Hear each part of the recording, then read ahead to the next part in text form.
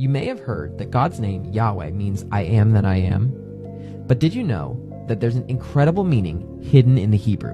So two things here. First, God's name does not mean I am that I am. That phrase comes from Exodus 3:14, which presents an alternative name for God, Ehya Asher Ehya, which is a complete sentence which uses the verbal root haya in a conjugated first-person form, spelled aleph he, yod he, which is different from the tetragrammaton, which is yod he, vav he, and it is a bit of a folk etymology intended to link the tetragrammaton with the verbal root haya, to be. And if that folk etymology is correct, then yod he, vav he, the tetragrammaton, would be a third person, a conjugation of that root. Second thing, all right, let's see it.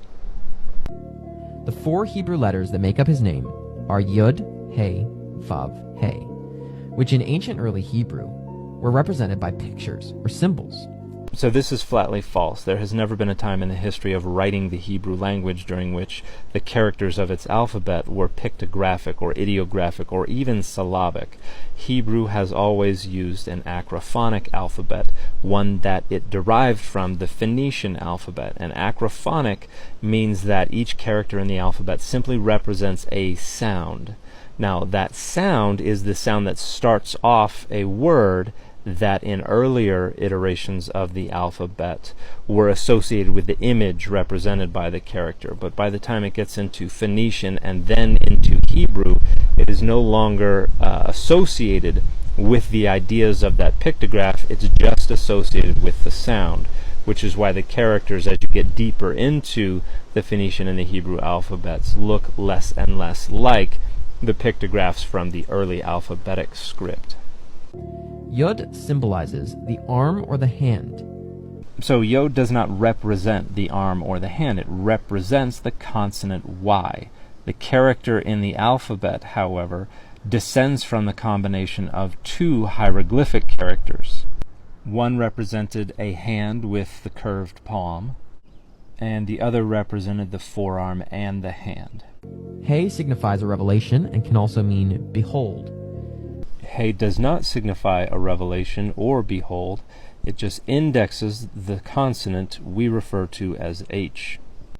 It descends from an Egyptian hieroglyph that represents a person with upraised arms. However, it does not represent a revelation or behold in this early pre-alphabetic usage either. It represents an interjection of lament, of joy, or of immediacy.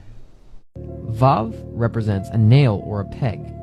Vav does not represent a nail or a peg. It represented the consonant W, and in later periods, V. The association with a nail or a peg actually is only found in the use of the word in the plural in Exodus, where it refers to hooks that held curtains. But that is a secondary association, because when it was being used ideographically, it did not represent a nail or a peg. It represented a mace. And He again signifies another revelation. When you put these together, you get a message that truly blows your mind. Behold the hand, behold the nail. Or, the hand reveals, the nail reveals. Jesus is the manifestation of Yahweh in the flesh and is crucified on a cross with nails in his hands, which reveals the plan and covenant of Yahweh. This is absolutely not how Hebrew works, and even if it were, it would not mean this. This is just something that a Christian made up so that they could superimpose Jesus upon the Hebrew language. And this is the text I was sharing if you'd like to go learn more about the origins of the Hebrew alphabet.